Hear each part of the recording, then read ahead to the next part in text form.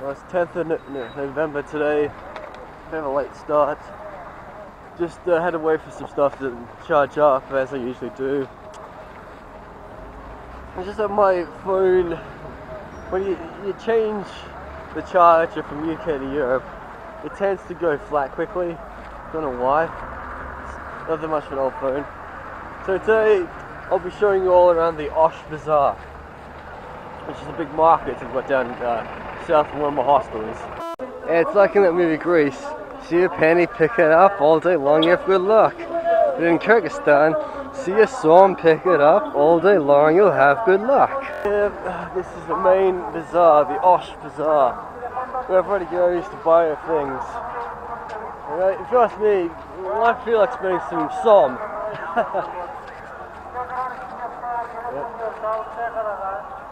Yeah, like I've just been walking around the perimeter, and I was like, well, where's the entrance? And then look, it's here. So in Kyrgyz, I mean that O, and like they put an S and H together, it looks like a Latin W, and then you can work out the B and the A, and they got a 3. Yeah, because in Kazakhstan they're changing from Cyrillic to Latin in the next couple of years. Doubt it would ever work here. It didn't work in Uzbekistan. Bad news, guys and gals. I've broken a bit of my molar up here. Yeah. Don't know what happened. Remember I was eating something yesterday and it was pretty hard. And then I heard something crackling and stuff. And I don't know what it is. I got travel insurance and stuff, but in a country where they don't speak English and stuff, it's gonna be hard to get a dentist, and I can't really be bothered. I mean, I don't get back to England for another 9 days. It's really the 10th of November. So I mean, I'll survive and stuff. I was gonna take good care of my teeth from now on. But I'm kind of lucky that I've got the NHS in England and I'm a British citizen.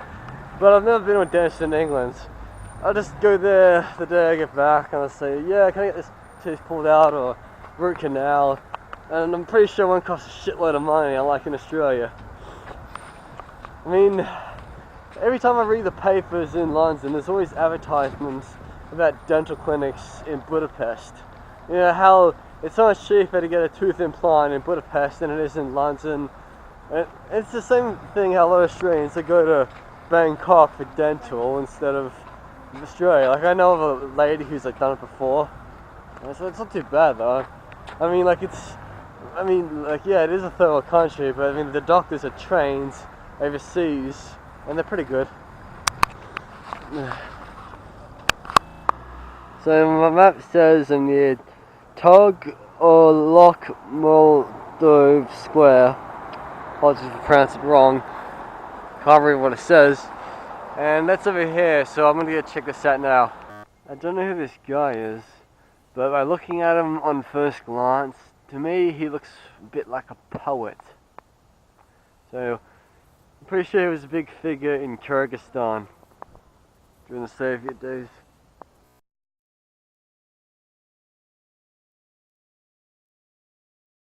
Just got myself a burger today. It's got full of ingredients from Kyrgyzstan. Got some nice meat and some good seasoning. And it's inside. Oh, there it is. Meat, some sauce, this type of stuff. Got a smoky flavour. Slice of tomato, mayonnaise. Quite good. Only for 95 som. So about £1.20. So right now I'm in Oak Park and there's a lot of statues in this area. This one here is like a lady. She's got like one of those traditional Kyrgyz headwear and in Islamic attire. I don't know if I could read the name. I mean, if you're from Kyrgyzstan, you know well than I do. Kypualkjt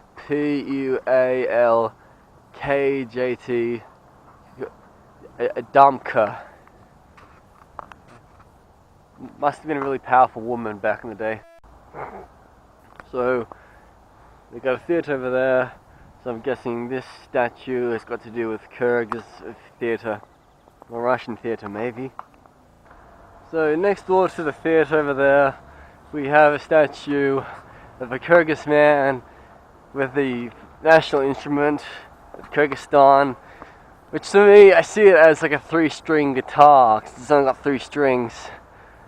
And it's like half the size of an actual guitar, but it's a lot more of a beautiful instrument. It's kind of like how in China they got the 2-string like violin.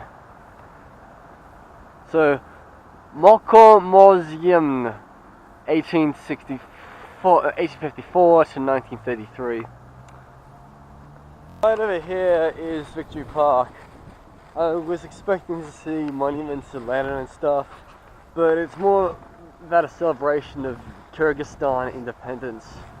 And there's a mosque behind it, so I'm gonna go check that out after I visit the park. There's a lot of people gathering outside Victory Park. Don't know what's happening, but it looks like a pageant, or might be a wedding celebration. I mean, a lot of the locals are wearing these like tall white hats you see in photographs. And if you ask me, I could really do one with one of those hats right now. Even though this beanie is keeping me warm. It's not really traditional. So here we are in Victory Park. Everybody's gathering for something. Don't know if there's a wedding or not.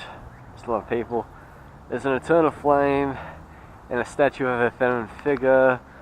Over there, we got some like war statues. Could be related to the fight of Kyrgyzstan independence, or Kyrgyzstans who served in World War II for the Soviet Union.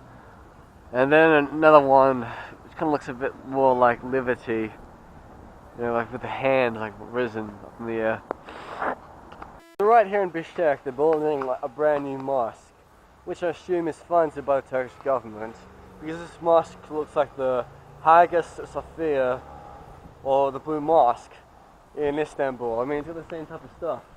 I mean, there's a mosque in Stockholm, in the city of Stockholm. It's next to a church, and it looks exactly like a mosque you'd see in Istanbul.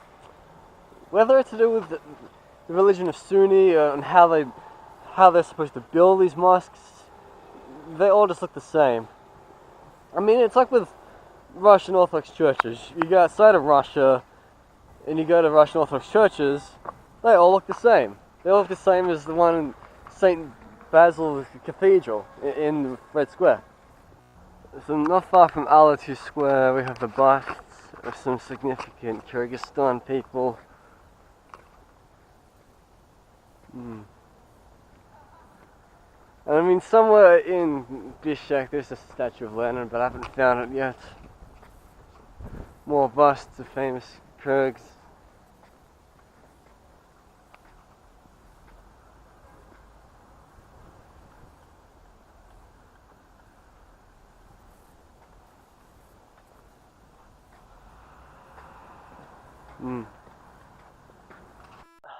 So right behind me, we have a statue of Vladimir Lenin. It was installed during the Soviet era times, and even though Kyrgyzstan is like 25 years old, it's still up there just to remind people of the past. Now, still got some bit of relics of the Soviet Union. Like it's got here, got a star, symbolized like the Red Star, and there's a bit of Soviet propaganda over there in the park. Cool, there's just another monument of Lenin right there.